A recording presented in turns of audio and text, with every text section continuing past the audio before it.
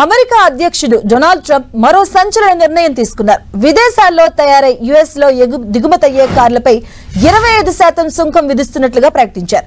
ఈ సుంకాల అమలు ఏప్రిల్ 2 నుంచి అమల్లోకి వస్తుందంటూ స్పష్టం చేశారు. అమెరికాలో తయారయ్యే కార్లకు మాత్రం ఎలాంటి సుంకం ఉండదని ట్రంప్ తెలిపారు. ఈ చర్య శాశ్వతంగా ఉంటుందని, ఈ నిర్ణయంతో అమెరికా ఆర్థిక వృద్ధి పెరగడంతో పాటు మునుపెన్నడూ చూడని వృద్ధిని కొనసాగిస్తుందని అన్నారు ట్రంప్. ఇక అమెరికా అధ్యక్షుడు ట్రంప్ చైనా దిగుమతులపై తొలుత 10% సుంకం విధించగా తర్వాత దాన్ని 20%కి పెంచారు. అయితే ఈ టారిఫ్ల విషయంలో చైనాకు ట్రంప్ ఓ ఆఫర్ ను ప్రకటించారు. Short videos app tick talk ను విక్రయిస్తే టారిఫ్లు తగ్గించే అవకాశం ఉందన్నారు. అవసరమైతే ఒప్పంద గడువును కూడా పెంచుతామన్నారు. ఇక ట్రంప్ ఆఫర్ ను చైనా ఒప్పుకుంటుందా లేదా అనేది ఉత్కంఠంగా మారింది.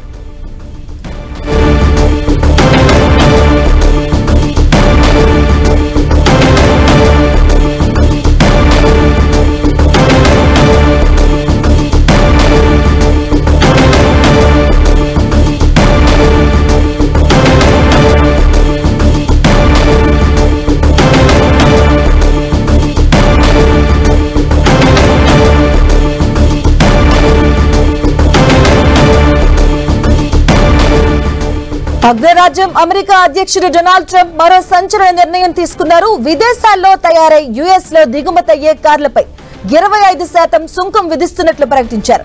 ఈ సుంకాల అమలు ఏప్రిల్ 2 నుంచి అమల్లోకి వస్తుందంటూ స్పష్టం చేశారు. అమెరికాలో తయారయ్యే కార్లకు మాత్రం ఎలాంటి సుంకం ఉండదని ట్రంప్ తెలిపారు. ఈ చర్య శాశ్వతంగా ఉంటుందని, ఈ నిర్ణయంతో అమెరికా ఆర్థిక వృద్ధి పెరుగుతుందంటూ చెప్పారు ట్రంప్.